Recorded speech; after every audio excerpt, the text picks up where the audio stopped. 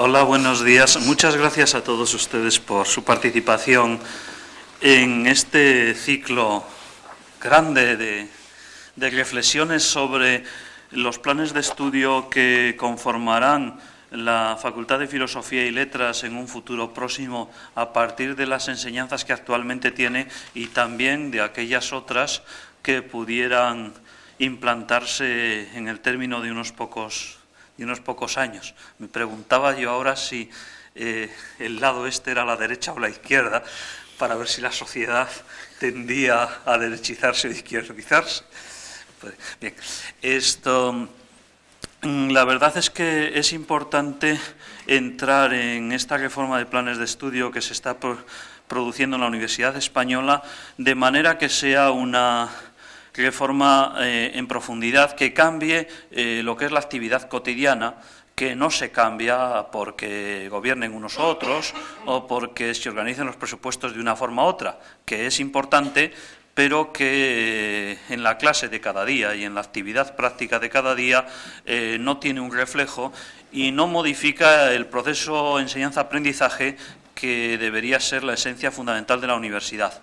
Tenemos ahora la oportunidad de reflexionar para modificarlo y para eso es importante que en la reflexión participemos todos. Y esta universidad lo ha planteado con una cierta seriedad al exigir que antes de que se trate de asignaturas, los documentos de planes de estudio traten de objetivos y se definan los objetivos y el perfil de las titulaciones antes de que se piensen qué asignaturas responden a esos objetivos y a ese perfil y no a la distribución que los diversos grupos de profesores nos puede interesar más o menos.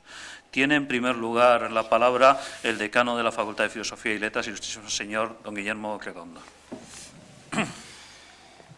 Bien, muchísimas gracias, querido vicerrector, también director del Departamento de Filosofía, el doctor Romba, y al profesor Rodríguez, que hoy nos va a hablar de la licenciatura. Tradicionalmente vengo insistiendo en dos puntos y hoy lo haré también.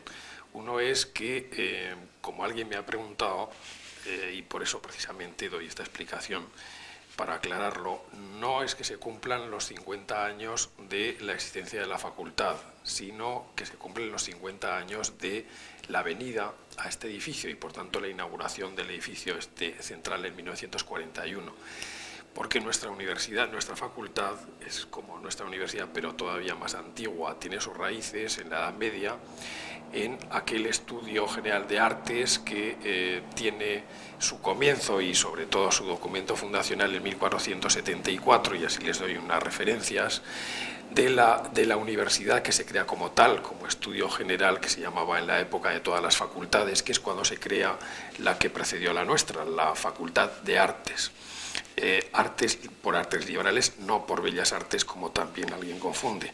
Y que hasta, asombrémonos de lo que cuestan ahora las cosas, hasta 1583 no pudo funcionar.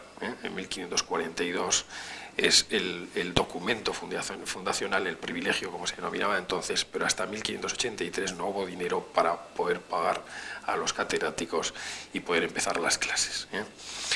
Entre 1583 y otra fecha, que es la que señala lo que puede ser la segunda época de nuestra facultad, hay pues muchísimos años y desde luego están todos los avatares de la primera mitad del siglo XIX. Hay cantidad de planes de estudios, ahora que estamos precisamente con el tema de los planes de estudio, algunos de los cuales, porque también como falta a veces esos barnices, esos tintes de historia, pues por la general se suele pensar que ahora nos cuestan mucho las cosas, que va muy despacio.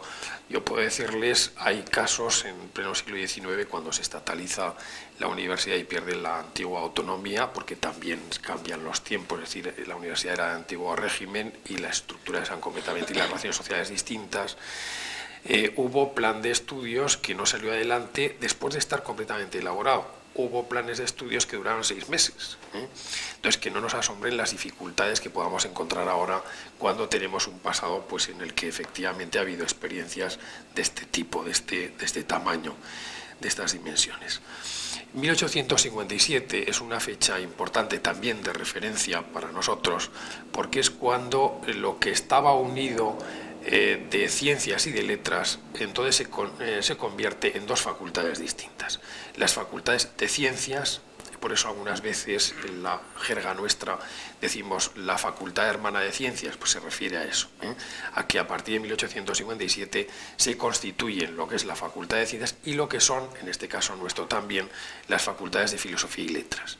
Y desde entonces pues se inicia en esa ya especificidad de letras lo que va a ser la facultad pues con el tiempo llegando casi a nuestros días. Hubo muchísimas dificultades, porque he apuntado esas de planes de estudios, pero por ejemplo, y siempre lo cito porque creo que debe ser conocido para que sea estimulante, en 1899 la Facultad de Zaragoza estuvo a punto de desaparecer por algo por lo que ahora estamos luchando y nos quejamos mucho, y también nos da la impresión de que es el problema que tenemos solo nosotros. Entonces, en este año 1899, el Ministerio, que lo era entonces de Fomento, no tenía la misma denominación que ahora, pues por hacer unos recortes no sucedía como ahora, que no recorta el presupuesto, sino que se le ocurrió que debían desaparecer unas facultades, y entre ellas estaba la de Filosofía y Letras de la Universidad de Zaragoza. Afortunadamente el rechazo fue unánime y bueno, eso no pasó de ser pues una anécdota que resulta interesante pues para reflexionar, para que nos sirva, si no sé, de consuelo, al menos de aviso, por lo que puede suceder también en el futuro. Y llegamos hasta nuestros días con una serie también de planes de estudios hasta el momento actual en el que creo, y este es mi segundo punto de reflexión y sobre todo de petición de colaboración, en que tenemos que elaborar nuestros planes de estudios. Bien, reformando de las enseñanzas que tenemos como clásicas, que tienen pues un pozo, una solidez importante y que creo que deben continuar, bueno, pues cambiando lo que haya que cambiar naturalmente, y otras enseñanzas nuevas, entre algunas de las cuales pues tendremos noticia estos días. Yo lo que les pido es que por favor, aunque si es ahora mejor, pero naturalmente, como ha dicho además nuestro vicerrector, y en ello me apoyo, en los días venideros, es decir, cuando aparezcan las informaciones, cuando existan las posibilidades de colaborar, de ayudar, de presentar sugerencias, críticas, ¿por qué no? También eso puede ayudar, que lo hagan, por favor. Y entonces la petición esta que hago ahora es de que por favor, si es posible, pues se manifiesten en lo que tengan interés, en lo que les parezca que puede ser un punto de desarrollo, aunque sea pues algo que les parezca muy superficial. Creo que puede ser interesante el hablarlo. Lo comento, y no quiero olvidarme esta vez, que estas sesiones se graban con la intención precisamente de que nos sean de utilidad después. Entonces, por favor, a ver si surgen preguntas, comentarios, sugerencias y críticas en el momento en que el profesor Rodríguez pues, nos dé ese punto de partida para iniciar este coloquio final. Muchísimas gracias a todos.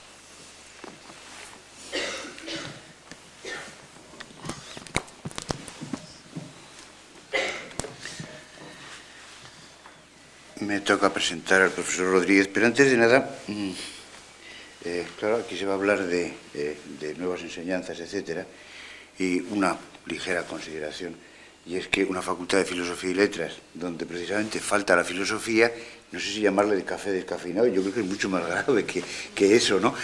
De manera que aquí se enseñan letras e historia, en fin, no sé, creo que se impone, y no es por nada, el poner aquí filosofía, pero ya, antes de que perdamos la identidad desde el nombre. Y persona mejor para hablar de este tema creo que no hay ninguna más que el profesor Rodríguez, y creo que sería absolutamente absurdo presentarlo aquí en su calidad de investigador, de conocedor de la filosofía y de profesor delante de unos alumnos que lo conocen muy bien, y en una ciudad y en un país donde en cualquier librería se pueden encontrar libros suyos de filosofía. Sería absurdo, incluso casi insultante, el presentarlo. Pero en cambio sí que quiero subrayar una cosita, y es que precisamente esta mañana, al venir a la facultad, estaba hablando por teléfono y he entrado en el despacho y me ha dado un libro que acaba de publicar de ensayos, con una dedicatoria preciosa, en la que hablaba de amistad. Creo que es muy bonito el hablar de amistad en este momento en la universidad. Creo que es lo más bonito que se puede decir, incluso más todavía que el que haya o no haya filosofía. Es precioso que un compañero de departamento haga eso, es precioso que un profesor de filosofía escriba un libro de cuentos, de narraciones breves. Recuerda a aquellos presocráticos, recuerda a aquel Platón que no hacían filosofía en tomos gordos, y muy sesudos y muy secos, sino que, bueno, era poesía, era música, era estética, era vida, porque, bueno, el funcionar con una filosofía muy abstracta, pues te seca la vida, lo decía Unamuno, ¿no?, que las ideas son absolutamente enemigas de la realidad y la realidad de la vida de las ideas. Entonces, creo que el profesor Rodríguez es la persona más indicada para hablar de filosofía, de esa filosofía que habría que poner en Zaragoza, no la filosofía seca, absurda, abstracta, que hemos machacado los profesionales de la filosofía, sino esa filosofía a la que dan vida personas como el profesor Rodríguez, uno de cuyos síntomas es ese librico que esta mañana me ha dado, que ha sido una preciosidad de libro y de dedicatoria.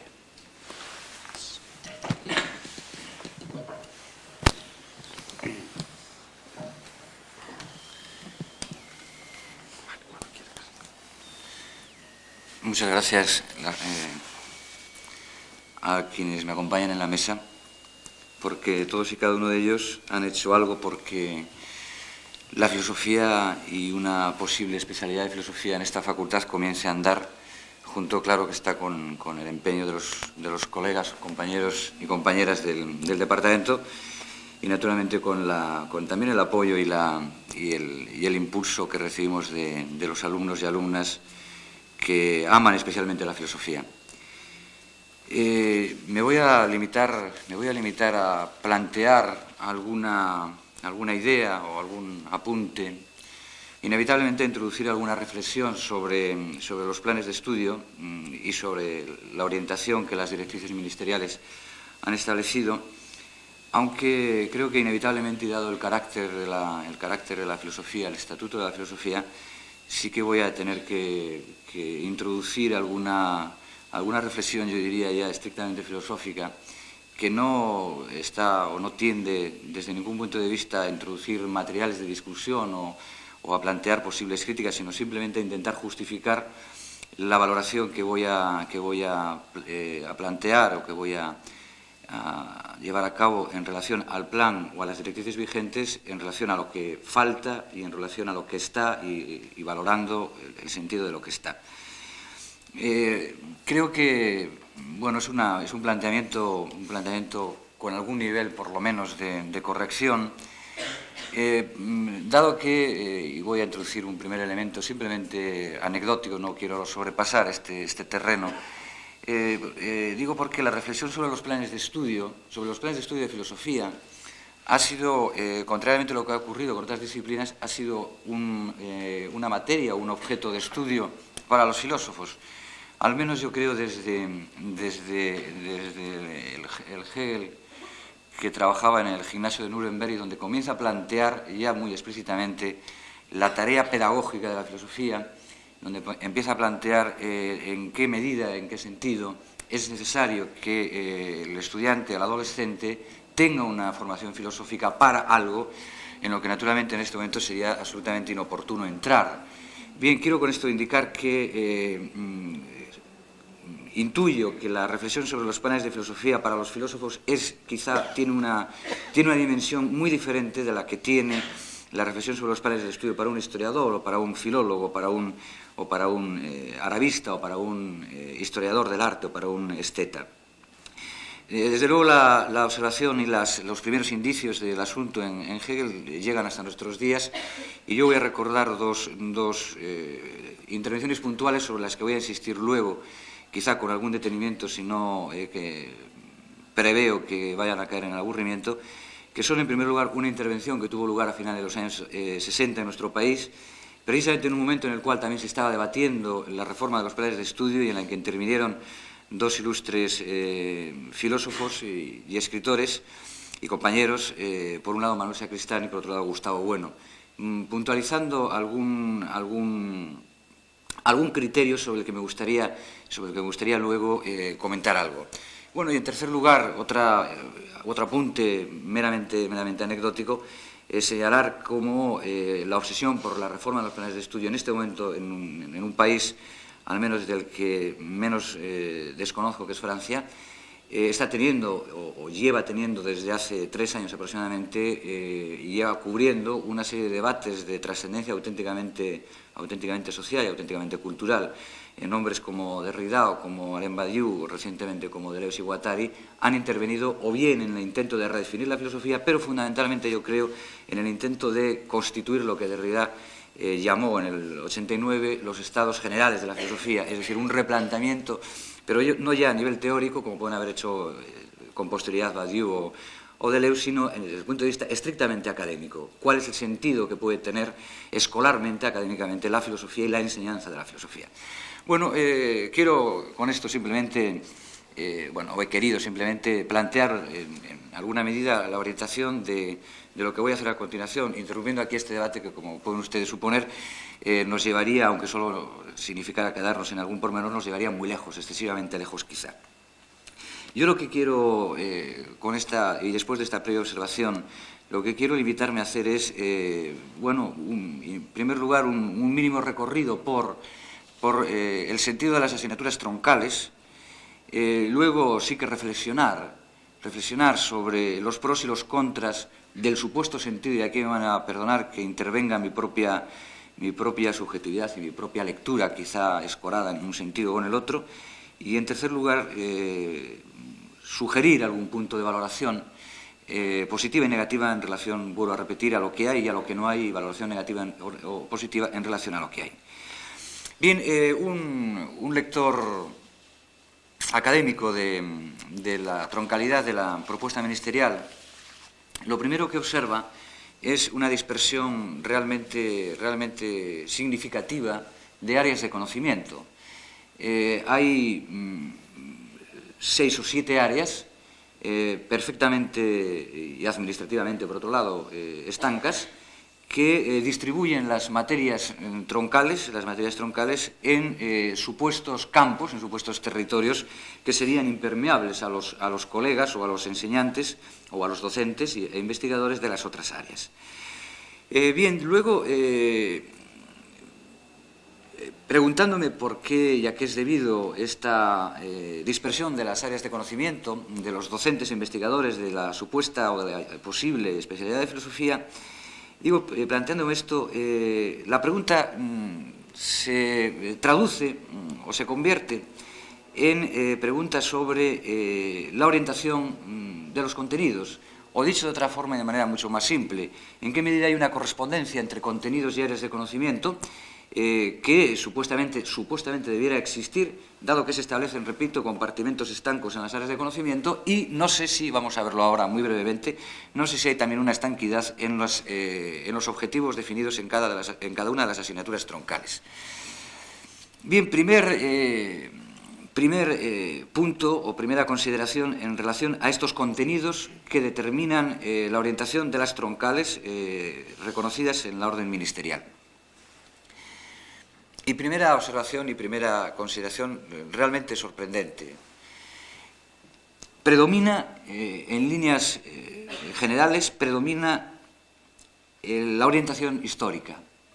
Esto es, la orientación que se propone, la orientación cuya conveniencia se subraya, es la de una reconstrucción de la historia del pensamiento, de la historia de las ideas o de la historia de la filosofía, en el sentido más académico. Esto podría, naturalmente, competir a la historia de la filosofía, en el sentido que ustedes la conocen, e incluso a la única novedad curricular que se establece en el segundo ciclo, que son corrientes actuales de filosofía, que sería una filosofía post-contemporánea, por decirlo, en unos términos que rozarían el chiste. Pero lo cierto es que un buen número de asignaturas troncales manifiestan una orientación decididamente histórica o decididamente historicista. Por ejemplo, filosofía del lenguaje se define su contenido como examen de las teorías sobre el lenguaje y sus implicaciones. La lógica, historia de las teorías de razonamiento.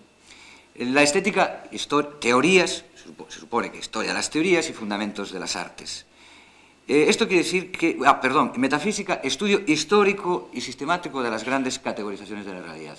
Bien, quiero con esto indicar, y primera observación, en este sentido, notablemente crítica en relación a los contenidos de la orientación curricular de las asignaturas, predomina en todas las determinaciones de dichos contenidos una orientación histórica que en ningún caso se correspondería con la estanquidad de las áreas de conocimiento.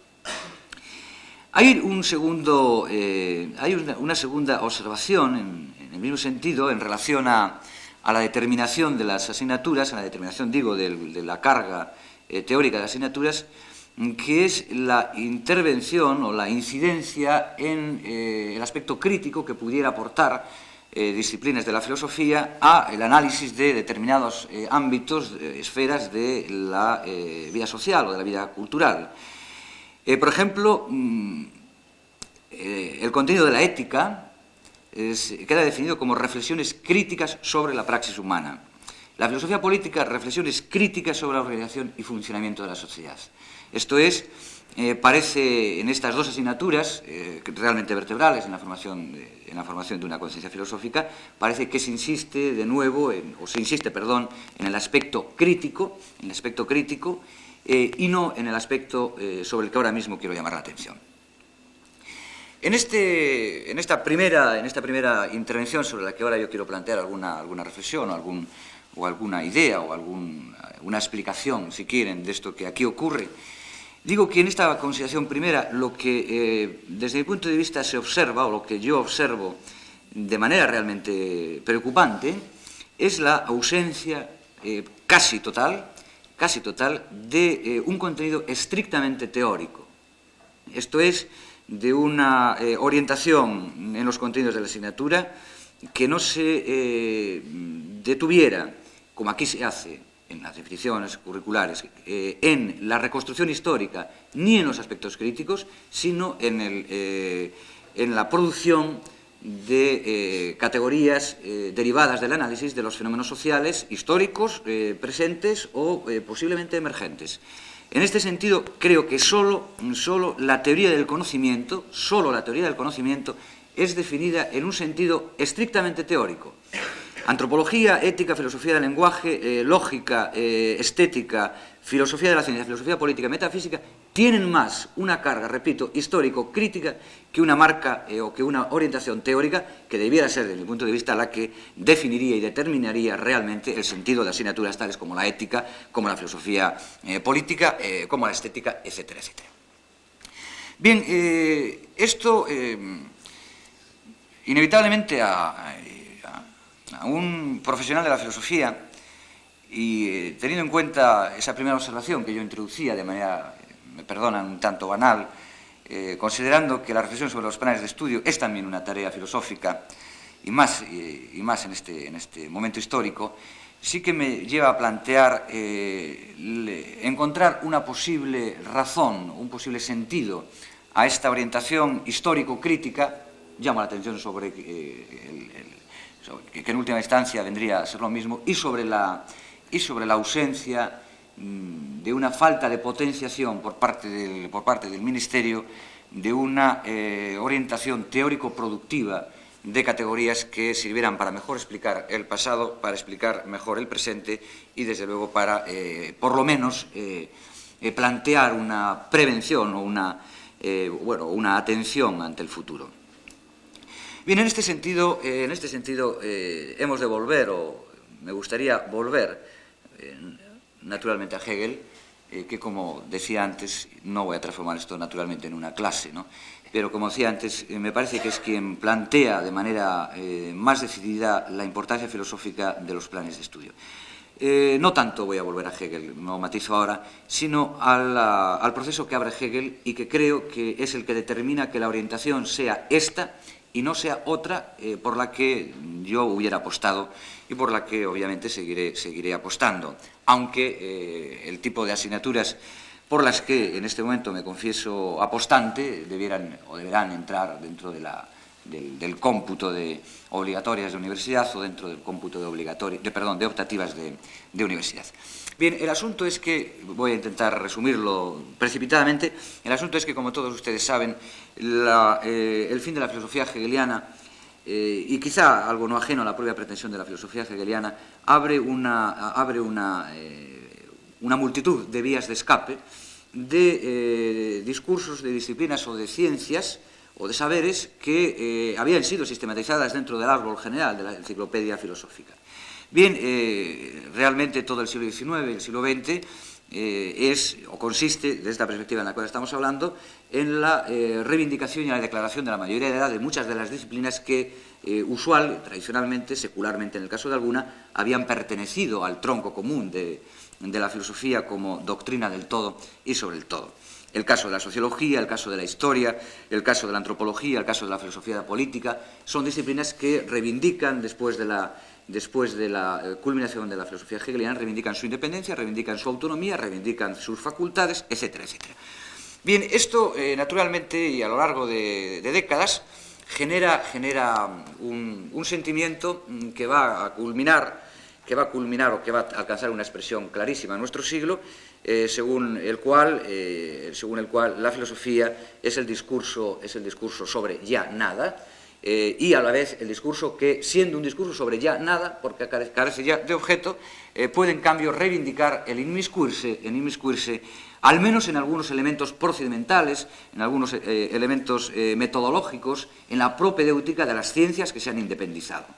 Bien, esta orientación, eminentemente, yo diría, instrumentalista de la filosofía, con algunos tonos críticos en algunos de los defensores de esta opinión, como por ejemplo puede ser el caso de Habermas hace 20 años, con algún tono crítico, vendría, a reducir la filosofía a esta tarea el objeto de la filosofía, a esta tarea de vigilancia metodológica, fundamentalmente, de lo que llevan a cabo las disciplinas autonomizadas a lo largo del siglo XIX, bueno, algunas de ellas con la psicología antes, bien, independizadas sobre todo a lo largo del siglo XIX y de nuestro siglo.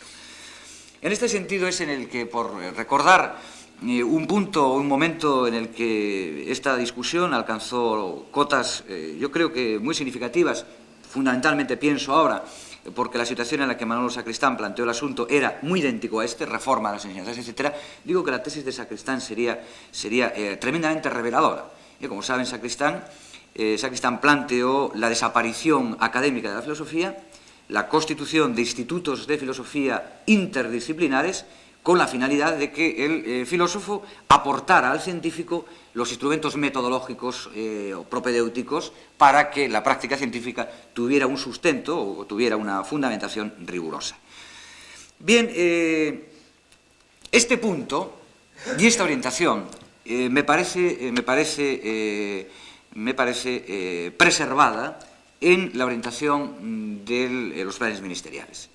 Ciertamente hay un intento, se supone, se prevé, conociendo naturalmente la orientación de algunos de los compañeros que han colaborado en esto, se prevé que hay una orientación en este sentido. La filosofía, voy a decirlo muy vulgarmente, enseñaría a pensar a los filósofos, a los sujetos, si quieren en líneas generales, y enseñaría también a pensar a los profesionales, a los docentes, a los investigadores de otras disciplinas. En este sentido, repito, me parece que esta orientación tradicional queda observada en el carácter troncal de algunas de las asignaturas. Hemos de pensar, hemos de suponer, y no creo que sea mucho suponer, que el estudio que se haga de la antropología o de la ética estará, de las teorías éticas o de las teorías antropológicas, estará realmente atravesado por este intento de fundamentar la disciplina de la antropología cultural o de la antropología social, etc., ¿no? Hemos de suponer, o la filosofía de la ciencia, por citar un tercer caso. Ni que decir tiene que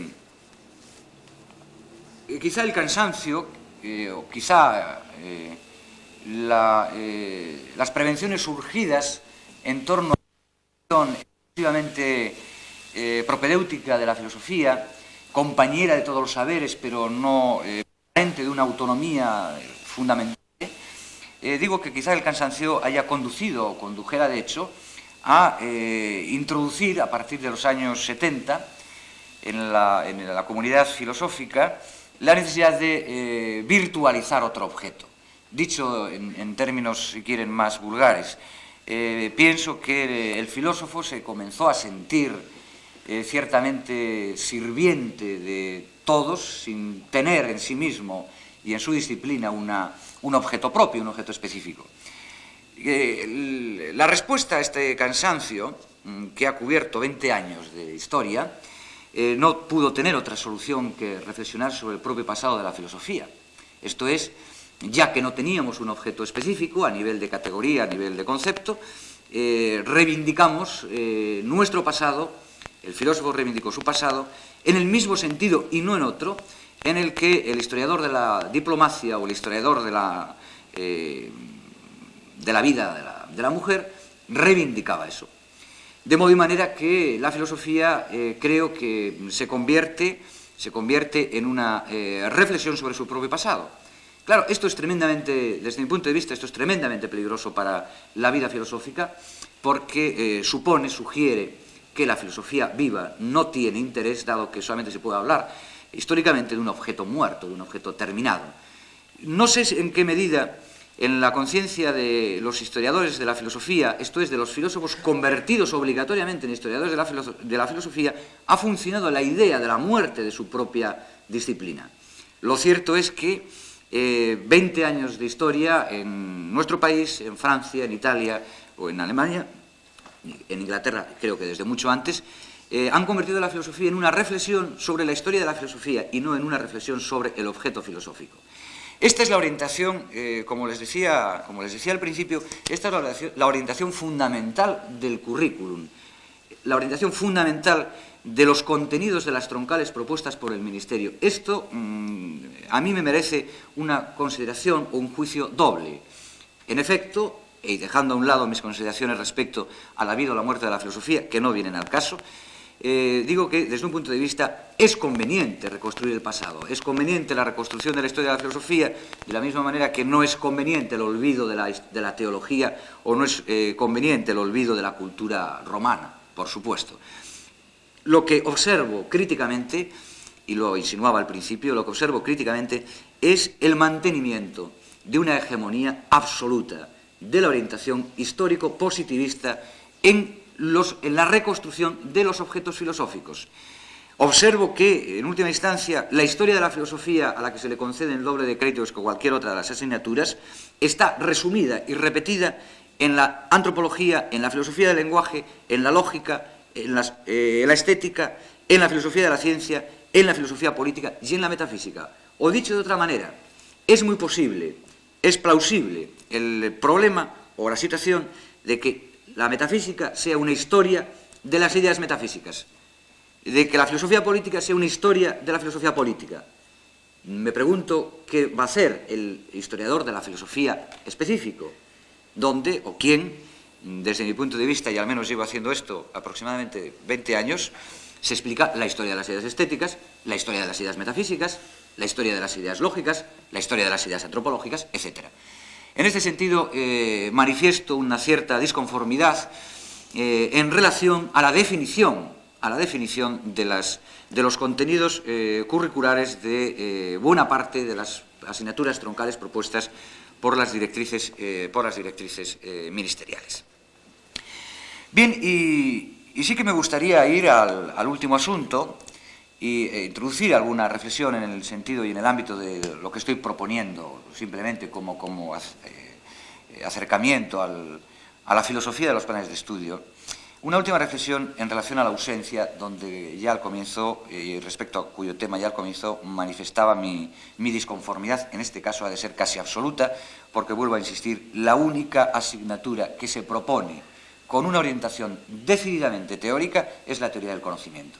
Es la única asignatura en la que no se habla de estudio de las teorías epistemológicas o de las teorías gnoseológicas, sino que se habla de estudio del conocimiento humano y de sus diferentes objetivaciones, lo cual sorprende en el conjunto de las definiciones curriculares. Bien, en este sentido sí que merece la pena o creo que merece la pena, comenzar recordando algo que le sugería a Alain Badiou, la escritura de su manifiesto por la filosofía. Alain Badiou, yo creo que, no muy lejos de las reflexiones que yo he hecho, y que puso de manifiesto en algunos de los congresos celebrados alrededor de julio del 89, Alain Badiou comenzaba el trabajo, el manifiesto, con una observación que es dramática para un francés. Para nosotros, quizá por razones históricas, no tanto. Decía Badiou, corremos el peligro de que muy pronto en Francia no haya más de 10 filósofos. Bueno, digo que esto para un francés, o para un filósofo francés, realmente tiene una gravedad mayor que para un filósofo español, para quien reconocer que hay 10 filósofos sería posiblemente exagerado, ¿no? O sería posiblemente mucho o un óptimo, ¿no? Bien, ciertamente, y a renglón seguido recuerdo entonces un poco la argumentación de Badiou, en cuya orientación en alguna medida me sumo. Badiou planteaba ciertamente la historia de la filosofía y la historia de la enseñanza de la filosofía ha sido esto que yo en líneas generales he contado con otras palabras y mucho peor que él. Ocurre que la filosofía ha ido perdiendo sus referencias y, lo que es más grave, ha ido perdiendo la referencia fundamental que debía o que la inspiró, dice Badiou, en Platón, que fue el proponer categorías para reordenar el reconocimiento de lo real. En este sentido, Badiou planteó hace 2 años la necesidad de volver a descuidar, o de descuidar si quieren, la orientación mayoritariamente historicista del filósofo para reivindicar la orientación y la dedicación productiva de categorías, de conceptos que sirvieran para canalizar un más perfecto reconocimiento de lo real y de las actividades sociales, éticas, políticas, humanas. En el mismo sentido, ha intervenido con posterioridad en qué es la filosofía Deleuze y Guattari, determinando muy estrictamente que es necesario retornar a una reflexión categorial y no a una reflexión sobre nuestros orígenes, sobre la génesis de los conceptos, sobre los pliegues históricos, sobre las interrupciones históricas, etcétera, etcétera. Asunto que es propio del filósofo también, pero asunto que cuando se reduce en el objeto exclusivo del filósofo amenaza desde mi punto de vista con troncar o con truncar truncar la vida de la filosofía. En este sentido, aprovecho la oportunidad y voy acabando. Aprovecho la oportunidad para recordar la alternativa, ciertamente, que en el año 68 y publicada en el 70 daba Gustavo Bueno a las tesis de Sacristán. Recuerdo, Sacristán, que se disuelvan las facultades de filosofía porque el filósofo tiene que orientar al químico, al físico, al matemático, al historiador, etc. Realmente, en aquellos momentos, quizá a algunos de nosotros nos parecía más sugestiva la alternativa de Sacristán por razones absolutamente externas a la propia tesis. Releído el asunto hoy, la tesis de Gustavo Bueno parece más de acorde y parece más perspicaz en relación a lo que iba a ocurrir si se olvidaba lo que Bueno reivindica entonces frente a Manuel Sacristán, que el tema de la filosofía no es sólo el orientar al historiador para que no cometa dislates metodológicos, o al físico o al químico. Su tema no es eliminar la filosofía espontánea para fundamentar la práctica científica del sabio. Decía Gustavo Bueno, la filosofía tiene una autonomía y la autonomía de la filosofía como academia solo puede provenir y solo puede fundamentarse en la producción y en la propuesta social de categorías y de conceptos que expliquen mejor el pasado, que den razón del presente y que estén atentas para poder situar al sujeto histórico ante los acontecimientos emergentes. En este sentido, creo que la tesis de Bueno ponía o puso el dedo en la llaga, y en este sentido se orientaría mi crítica más seria, si merece el calificativo de serio lo que propongo ahora, a la troncalidad propuesta por el Ministerio, en la que, insisto, no hay consideración ninguna de carácter conceptual, exceptuando el caso, vuelvo a recordarlo, de la teoría del conocimiento, y de donde predomina de manera absoluta la orientación historicista y, en dos casos, la orientación denominada de manera un tanto, por otro lado, equívoca, crítica. Naturalmente esto, y paso, si quieren, a una valoración ya final, esto no desmerece la posibilidad de una especialidad bien ordenada. La cuestión y el problema es que lanza la posibilidad de cubrir el aspecto teórico a las asignaturas obligatorias de universidad u optativas de universidad. Quiero con esto simplemente apuntar que sí, y en la medida en que el alumnado de la Facultad de Filosofía y el profesorado de Filosofía sea consciente de este problema y considere lo que yo he planteado como problema, que no tiene por qué ser considerado naturalmente así, en la medida que se sea consciente de esto, se va a tener que cubrir con algo, pero en todo caso, repito, ya fuera de la troncalidad. Esto realmente es lo que me parece sumamente criticable en la orientación ministerial, aunque, insisto, desde el punto de vista concreto de una posible puesta en marcha de una facultad o de una especialidad de filosofía, naturalmente el problema sería enmendable. Pero, vuelvo a insistir, sería enmendable a costa del esfuerzo y de la imaginación de los colegas o de los compañeros y compañeras que formaran parte del departamento y no de la orientación, en ningún caso de la orientación ministerial.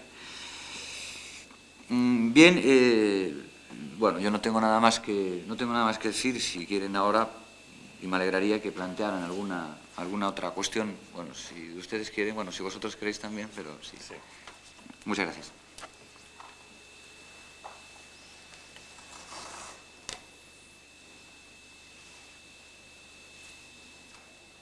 Los futuros... Has expuesto de forma descriptiva el hecho de que la filosofía tenga una orientación historicista, positivista, como has comentado, y en contra pues no haya una producción filosófica, por decirlo de alguna forma. Has hecho una descripción. ¿Qué explicación darías? ¿Por qué piensas que se da esa orientación? Bueno, yo creo que la explicación es interna a la propia historia de la historia. Claro, bueno, en fin, me llevas a unos terrenos que me parecen un tanto inhóspitos en este momento, pero en fin. Claro, hay un momento en el siglo XIX en el que la filosofía queda reconvertida en reflexión sobre la historia, en tanto que se entiende que las producciones culturales en el sentido más amplio, no son sino el efecto de la realidad histórica. Claro, en ese momento, o a partir de ese momento, y es una deuda que hay que achacar naturalmente al materialismo histórico y al materialismo dialéctico, ese momento significa o sienta una natural y normal imposibilidad de una reflexión no vinculada estrictamente al análisis inmediatista de lo real. Entonces, el filósofo de aquí o de allá queda convertido, quizá con un cierto, o quizá debido a un cierto complejo de inferioridad, lo digo en el sentido más serio, queda convertido y quiere convertirse en un historiador, porque la historia alcanza su mayoría de edad y la filosofía parece no alcanzarla. Es más, la filosofía parece entrar en una caducidad inevitable. Entonces, en ese momento, el que es filósofo quiere ser, para ser algo, quiere ser historiador. No es la única orientación, lo advierto también, porque hay muchos filósofos que quieren ser considerados científicos, lo cual resulta también resulta al menos bastante más escandaloso. Hay, claro, un predominio, a partir de mediados del XIX, un predominio de la historia como ciencia reina, como la ciencia en la cual se van a encontrar y de la cual parte la solución de todos los enigmas humanos y culturales. Esto en parte, saquemos el 50% a la tradición hegeliana, saquemos un 30% a la tradición positivista kantiana y un 20% a la tradición marxista. El caso es que es el único panorama, el único horizonte en el que un filósofo, alguien que quiere pensar con conceptos o categorías, se puede incluir. Entonces no hay otra solución.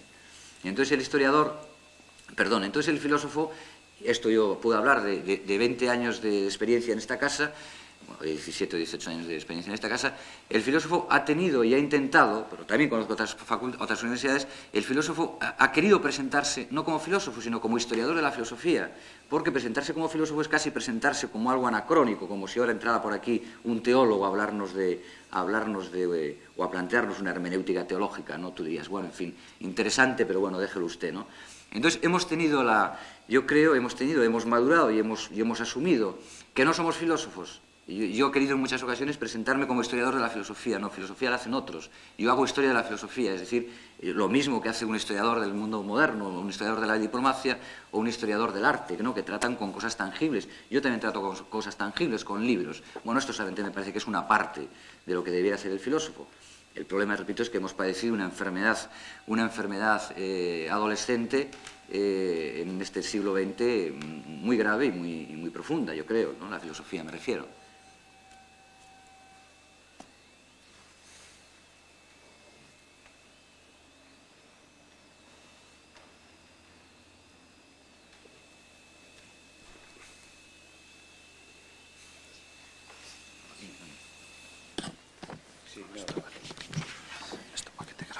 Sí, bueno, o sea, totalmente de acuerdo en todas las críticas que has hecho, por supuesto, y eso es verdad, que muchas veces se acude a la historia de la filosofía, bueno, pues como una especie como de complejo de inferioridad, bueno, que para darle un carácter positivista a la filosofía, de manera que pueda competir con las demás ciencias, con la tecnología, etcétera, etcétera. Bueno, también podría ocurrir que haya como una especie de miedo al compromiso de la filosofía, un miedo oficial a que la filosofía se compromete en una dirección. Es decir, sabemos todos que ha habido un compromiso oficial anterior muy marcado y entonces, para evitar ese compromiso, se da la puerta abierta a una historia de la filosofía que evidentemente desde ella se puede hacer filosofía perfectamente. Aparte de que uno la puede interpretar a su aire e insistir en las cosas que a él más le interesa como filósofo, pues por lo menos deja la puerta abierta a que cada uno la... Es decir, teniendo en cuenta el defecto ese del incompromiso. El incompromiso como reacción a un compromiso anterior, pero que también es un defecto de no comprometerse. Pero que por otro lado también el hecho de tener la historia de la filosofía así abierta y darle un carácter histórico, eso permite también que cada uno la interprete como quiera, lo cual también está dentro del talante actual de una libertad de interpretaciones y de opiniones y ideológica, ¿no? Podría caber esa visión, ¿no? Sí, claro, que bueno, me parece que es la única explicación posible a lo que ha ocurrido. Pero yo creo que esto es perfectamente articulable con lo que yo he mantenido en el sentido siguiente. Claro, todos nos hemos convertido en historiadores de la filosofía. Yo estoy de acuerdo contigo que desde la historia de la filosofía se puede hacer filosofía, ¿no? Todos nos hemos convertido en historiadores de la filosofía. Entonces el Ministerio es que no tiene a nivel real, no tiene otro material. El problema en Francia es que quizás ultra corrija ahora la orientación historicista, pero es que aquí no es posible. Aquí es que en nuestro país, exceptuando el escaso momento en el que tuvo un cierto auge la filosofía analítica y algunos aspectos de la lógica, con De Año, etcétera, no ha habido nunca una reflexión pura.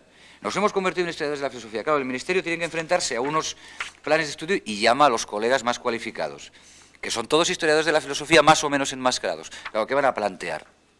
Esto, lógicamente. Ahora, desde mi punto de vista, yo particularmente, yo no tengo complejo de inferioridad por confesarme historiador de la filosofía. Quiero decir que después de una experiencia profesional relativamente dilatada, yo particularmente reconozco que no estoy en condiciones quizá de sumergirme en una aventura de producción conceptual que realmente ahora me excede porque yo ya soy lo que soy, no soy lo que quisiera ser, lo cual no debe impedir para ver que es una tendencia que debiéramos corregir. Esto es que no conviene, me parece, que se enmascare en la ética una historia de la ética. No, la ética tiene que hablar de ética. Otro problema es que ahora no contemos con el material humano, que ese es el drama, ¿no? El drama de la Academia Española. Pero que se hubiera potenciado otro, por supuesto, claro, los colegas que den ética y que no hayan sido éticos en el sentido positivo, en el sentido de producción de categorías éticas, tendrán que reducirse o remitirse a dar una historia de la ética. Ahora, que se entienda que eso no es ética, porque la historia de la ética, quizá yo algunos años en mis cursos doy más historia política o historia de la filosofía política que historia de la conciencia. Quiero decir que eso sería cuestión precisamente, yo creo, de nuestro área. Tú un año das más esta orientación de la historia de la filosofía, porque no se pueden dar todas, es obvio, y yo algún año incluso se puede acercar a dar una historia de la filosofía desde el punto de vista de la historia de la estética, dado que los saberes o las disciplinas y las ramas de la filosofía han estado muy entrelazadas. Ahora, yo en lo que he criticado, estando de acuerdo con lo que tú dices, y que la pregunta me parece sumamente oportuna, estoy en desacuerdo con la formulación, con el reconocimiento explícito que la filosofía es fundamentalmente reconstrucción positivista. Eso me parece un flaco servicio a la comunidad filosófica, ¿no? Y a la sociedad, vamos. Sí, pero fíjate que lo malo es que ha habido un reconocimiento oficial de una realidad que suele darse. Y todos somos testigos de que en España, por ejemplo, ha habido cátedras o titularidades de disciplinas teóricas que al no haber acuerdo en la solución del tema o no haber candidatos con la suficiente garra, vamos a llamarle así, teórica y comprometida, se han convertido en historia de... Y hay casos, pero muy recientes de este tema. Entonces, la culpa va por los dos lados, ¿no? Nuestra, como profesionales de la filosofía, que al no tener esto, posiblemente por el daño tremendo que hemos sufrido durante muchos años de tener una línea muy concreta de pensamiento, muy escolástico, vamos, completamente. Entonces, se encuentra el país con que no tiene nada. Y entonces todo el mundo echa mano de la filosofía, desde abajo, y ahora la oficialidad lo ha reconocido, lo cual, pues muy mal, claro.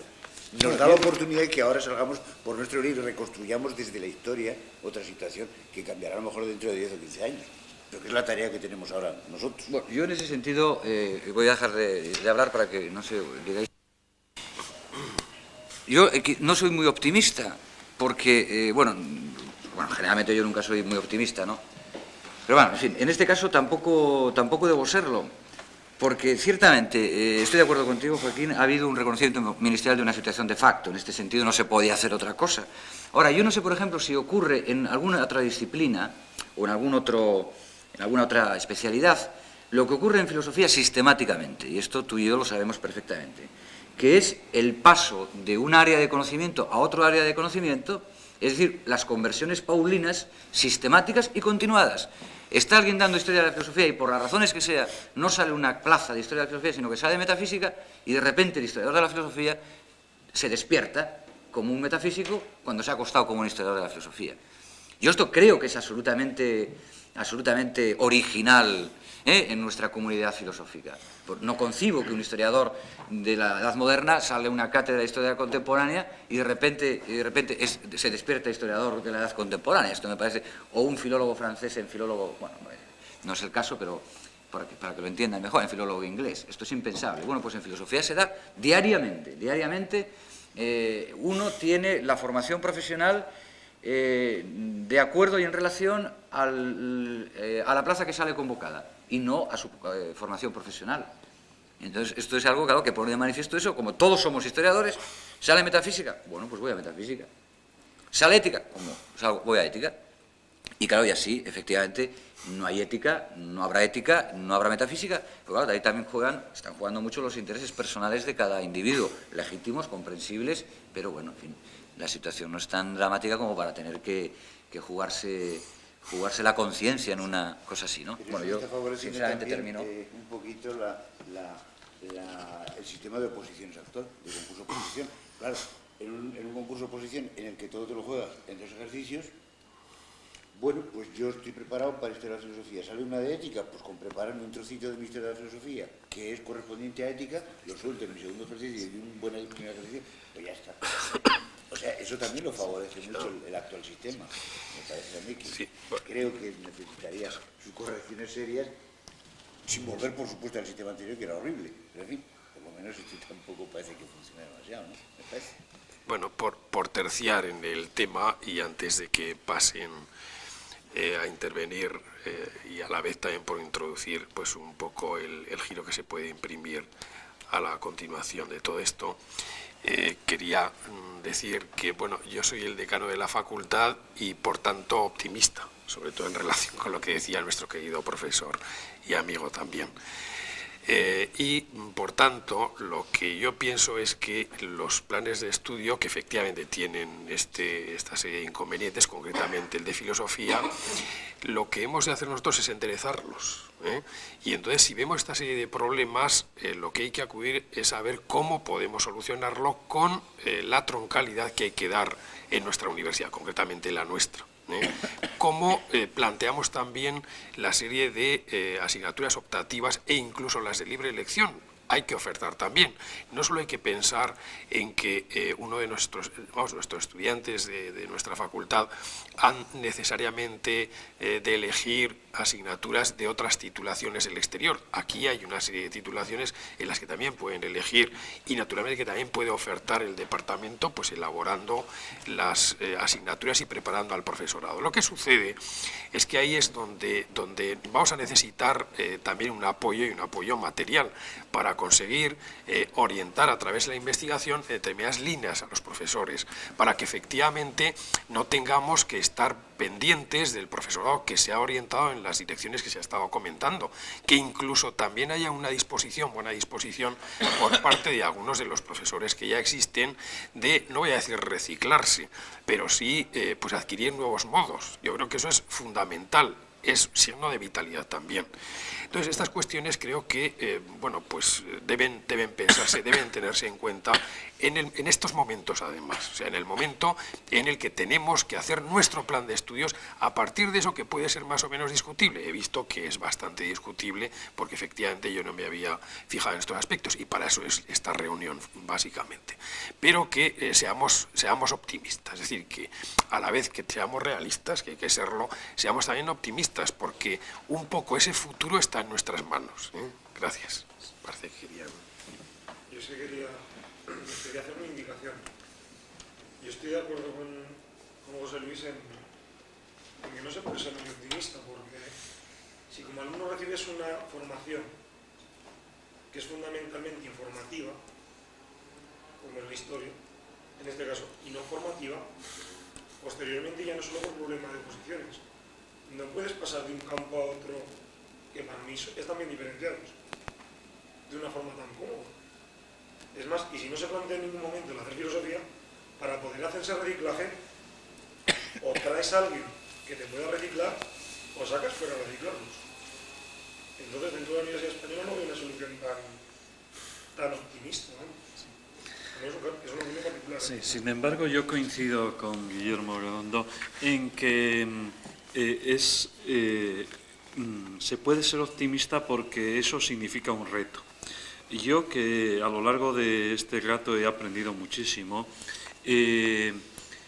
entiendo que este acto puede ser un momento importante cuando en esta facultad se implanten los estudios de filosofía, porque este acto provoca más públicamente y más formalmente el que la reflexión que pone José Luis sobre la mesa sea tenida en cuenta.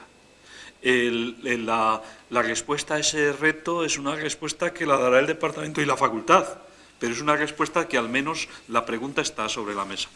A mí me ha resultado sobre todo muy interesante porque en el transcurso del planteamiento de los planes de estudio hemos ido insistiendo, y en los boletines que hemos editado para orientar el proceso hemos ido insistiendo en la definición de perfil y de objetivos, que es algo así como el porqué, el para qué y el hacia dónde de las enseñanzas, pensando en la demanda y expectativas que traen quienes acceden a ellas y pensando en la realidad que hay fuera, hacia dónde conectan esas enseñanzas cuando se acaban.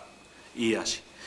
Sin embargo, José Luis ha puesto sobre la mesa, además de esa visión, la pregunta de cuál es el objeto propio de esa ciencia en cada caso, y en el caso de la filosofía ha entrado a fondo a indicar cuál es el objeto, y creo que yo, que soy físico, igual podría hacerse en parte de la física que tiene mucho que ver con el porqué, el para qué y el hacia dónde de esas enseñanzas, pero que también parte de no dar por sentado que lo que el grupo predominante que hace esa ciencia hace es exactamente el contenido doctrinal de lo que tiene que ser esa ciencia de porque sí, sino que probablemente deba uno preguntarse la pregunta de por qué se ha llegado exactamente a tener ese objeto y si no sería más adecuado y razonable tener otro objeto. A mí me parece eso muy interesante. Lo que pasa es que en que es la quinta sesión de este ciclo de reflexiones, nos enfrentamos, a diferencia con las anteriores, a unas enseñanzas cuyo plan de estudios no está en estos momentos en cuestión, porque estamos en un momento previo, igual que sucederá esta tarde, estamos en un momento previo de implantación, de solicitar la implantación de las enseñanzas, y eso también merece la pena reflexionar un poco, si bien con el departamento pues ya lo hemos hablado más detalladamente. Habida cuenta de que las enseñanzas de la licenciatura de Filosofía no la tenemos autorizada y está en una fase de solicitud. Yo sí que quisiera dar datos que algunos ya conocéis o así, pero que son pertinentes, creo, en esta reflexión. Y es, en el planteamiento del actual rectorado estaba el implantar lo antes posible, que hoy por hoy depende de una decisión del Gobierno de Madrid, la licenciatura de Filosofía como segundo ciclo. La implantación como segundo ciclo era una implantación que la vemos como realista, como acotada, como viable y como justificable, como actuación relativamente rápida. En ese planteamiento fue solicitada en años anteriores y la respuesta fue que mientras no existieran directrices propias no tenía sentido pensar en esta titulación e incrementar el rango de las humanidades. En el momento en que ya existen directrices propias, el planteamiento en el borrador de mapa de enseñanzas que ha hecho el rectorado es el mismo y está ante Madrid, y cuando se realicen las negociaciones con Madrid, que corresponderá hacerlas ya otro rector, pero entiendo que se irá en el mismo camino de solicitar para el próximo curso la implantación de Filosofía como segundo ciclo. Yo doy un paso más. Yo estoy absolutamente convencido de que esa autorización por el Gobierno Central de Madrid no se producirá jamás dentro de las perspectivas de juego y de prioridades que el propio Gobierno tiene, y entonces estoy convencido, y ya lo he manifestado varias veces, de que la licenciatura de Filosofía se implantará en esta facultad por decisión del Gobierno Autónomo de Aragón cuando tenga competencias, que yo me arriesgo a pensar que esas competencias existirán en el 93, por lo cual la posibilidad de implantación se generará hacia octubre del 93 y quizá más fácilmente octubre del 94. Es un poco la perspectiva que en este momento es pertinente, porque mientras tanto no merece la pena llegar a configurar un plan de estudios, en cuanto que es una cuestión que está en el alero. Pero sí que me parece muy importante abrir hoy con la reflexión que ha hecho José Luis, de que en el momento en que haya que plantear el plan de estudios, y como bien ha dicho el decano, es la universidad quien decidirá su orientación. Tienen que estar allí las troncales, pero las troncales marcan algo menos de la mitad de lo que es el contenido de la licenciatura. Queda un 60% de juego en donde la universidad puede marcar claramente su orientación y además con absoluta autonomía. A mí me ha resultado interesante cuando en el Consejo de Universidades hemos razonado sobre estos temas y fundamentalmente las universidades catalanas han puntualizado, ojo, que el Consejo de Universidades no puede ni siquiera sugerir que le parece mejor tal cosa.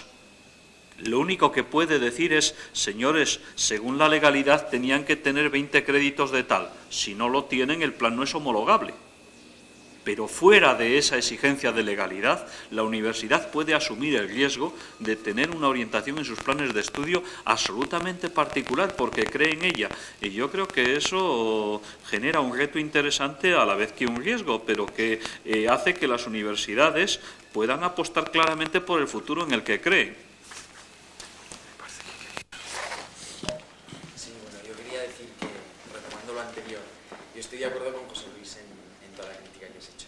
Lo que pasa es que, por principios, no puedo adoptar una postura pesimista, aunque entiendo la preocupación. Pero lo que quería, la pregunta iba dirigida más a Joaquín. ¿Por qué esa falta de compromiso que has comentado no es precisamente ahí donde está el problema? Sí, Quiero decir que haya habido una unidireccionalidad de compromiso no significa que haya que ir en contra de. Quiero decir que eso parece que se ha partido, hemos pasado de una dirección de compromiso única a acabar con el compromiso, y a mí me parece que... No, yo más bien diría que...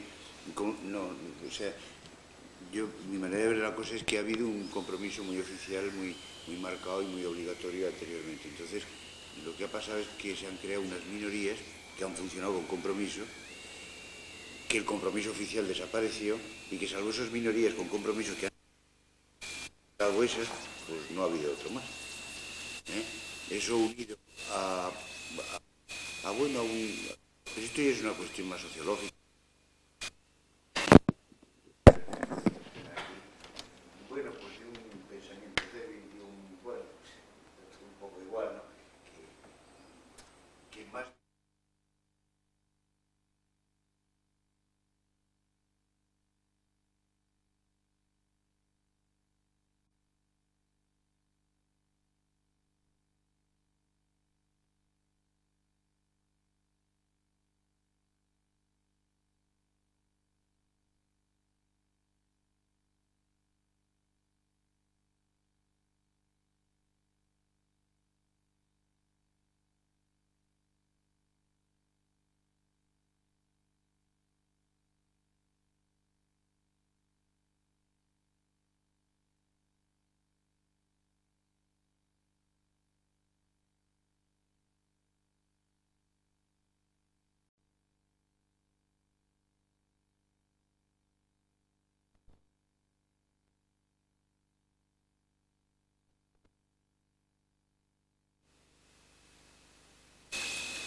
O alguna crítica, claro.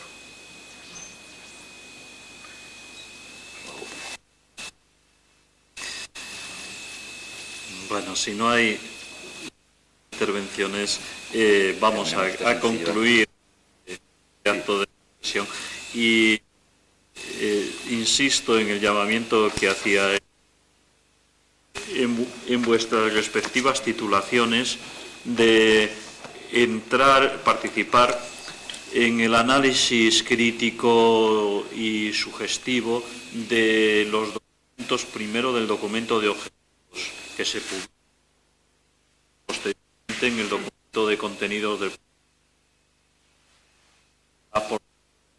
del otro lado del proceso de aprendizaje, y de forma que esta facultad, que en los años 87 tuvo una sensibilidad tremenda desde los planes de estudio, luego en el momento del trabajo más cercano,